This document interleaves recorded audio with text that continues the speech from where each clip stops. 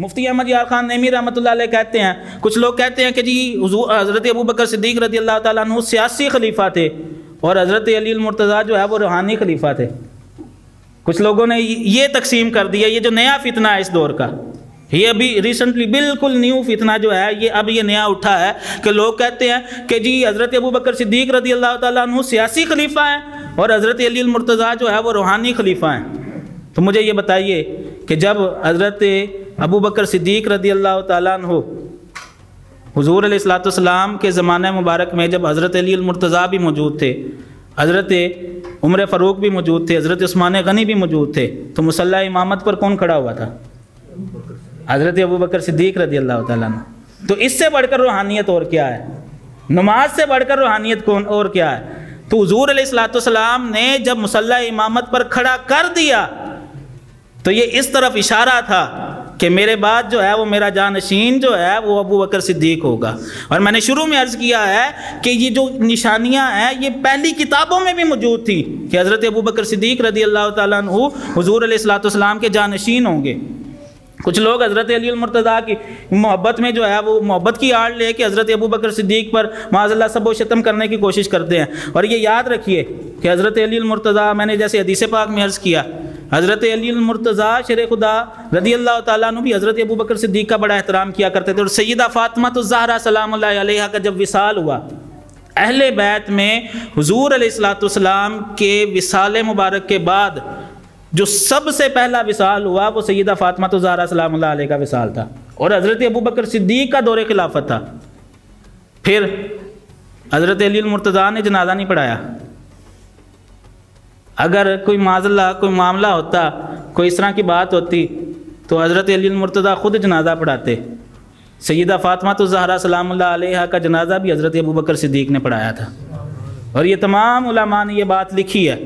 تو یہ لوگ جو ہیں وہ آج کے دور میں، اب ایک باپ کہے جی کہ میں اپنے 500 بیٹوں سے راضی ہوں، ایک مثال دے رہا ہوں، ایک باپ کہے کہ میں اپنے 500 بیٹوں سے راضی ہوں، 1400 سال بعد جو ہے وہ ایک بندہ اٹھے اور کہے کہ نہیں جی بڑے والے سے راضی نہیں تھے، باقی تینوں سے راضی تھے، تو اس کی بات مانی جائے گی؟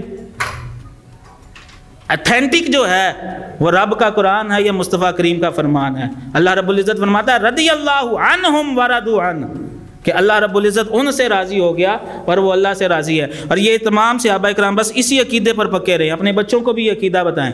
آنے والا دور جو ہے وہ بڑا فتنوں بھرا دور ہے، اور یہ حضور علیہ الصلوۃ والسلام نے، میں نے پچھلے جمعے میں عرض کیا تھا، حضور علیہ الصلوۃ والسلام نے یہ سارے فتنوں کی جو ہے وہ نشاندہی کی تھی، اور جو ہے وہ سارے فتنوں کی خبریں دی تھی۔ آنے والا دور جو ہے یہ بڑا فتنوں کا دور ہے، اور ان فتنوں میں سے جو ہے وہ ایک فتنہ یہ بھی ہے کہ صحابہ کرام کے خلاف جو ہے وہ لوگ سب و شتم کرنے لگ گئے ہیں۔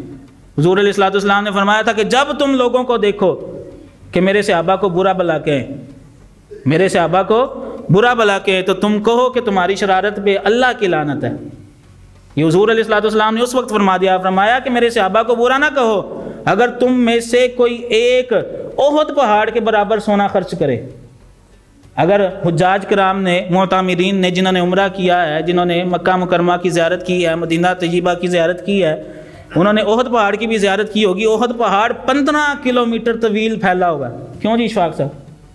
15 کلومیٹر۔ فرمایا کہ یہ احد پہاڑ جتنا بھی اگر تم میں سے کوئی سونا خرچ کرے اور اس کے بدلے میں میرا صحابی ایک مٹھی جوں خرچ کرے، پھر بھی میرے صحابی کا مقام مرتبہ بلند ہے، میرے صحابی کا مقام مرتبہ پھر بھی بلند ہے۔ اور فرمایا کہ میرے صحابہ کو برا نہ کہو، میرے صحابہ جس زمین پر فوت ہوں گے ان کے قائد بنا کر اٹھائے جائیں گے۔ اور یہ اللہ رب العزت روز محشر حضور علیہ الصلوۃ والسلام کے صحابہ کی شان، عظمت، رفعت اور بلندیاں دکھائے گا۔ اللہ رب العزت نے قرآن کریم میں براہ راست ارشاد فرما دیا ان کی جو ہے، بلکہ میں نے پچھلے جمعے بھی عرض کیا تھا والعادیات ضبحا، صحابہ کی قسم نہیں فرمائی، فرمایا کہ میرے نبی کے صحابہ کے جو گھوڑے ہیں، ان کے گھوڑوں کے جو پاؤں ہیں، ان کے پاؤں کے ساتھ جو کھریاں ہیں وہ جو پتھروں سے ٹکراتی ہیں، ان ٹکرانے سے جو شرارے نکلتے ہیں، جو چنگاریاں نکلتی ہیں، مجھے ان چنگاریوں کی قسم۔ کتنی دور تک نسبتوں کا خیال کتنا رکھا اللہ رب العزت نے۔ فالموریات قدحا، ان کی سواریاں جب چلتی ہیں تو ان سے جو دھول اڑتی ہے، مجھے اس دھول کی قسم۔ رب ذوالجلال ہو کے نبی کے صحابہ کی عظمت بتا رہا ہے اور عظمت کیسی بتا رہا ہے؟ فرمایا کہ وہ صحابہ تو معتبر ہیں ہی، وہ صحابہ تو محترم ہیں ہی، ان کی سواریاں بھی محترم ہیں۔ فرمایا کہ ان کی سواریاں تو محترم ہے ہی، ان کی سواریوں سے جو نسبت والی چیزیں ہیں وہ بھی محترم ہیں۔ تو آج کا جو ہے وہ 1400 سال بعد 1500 سال بعد ایک شخص اٹھے اور وہ جو بات کرے تو اس کی بات تسلیم نہیں کی جائے گی۔ تسلیم یا رب کا قرآن ہوگا یا مصطفیٰ کریم کا فرمان ہوگا۔ اللہ رب العزت کی بارگاہ میں دعا ہے کہ خالق کائنات کہنے سننے سے زیادہ عمل کی توفیق عطا فرمائے، اپنے عقیدے اور اپنے ایمان کی حفاظت کرنے کی توفیق عطا فرمائے۔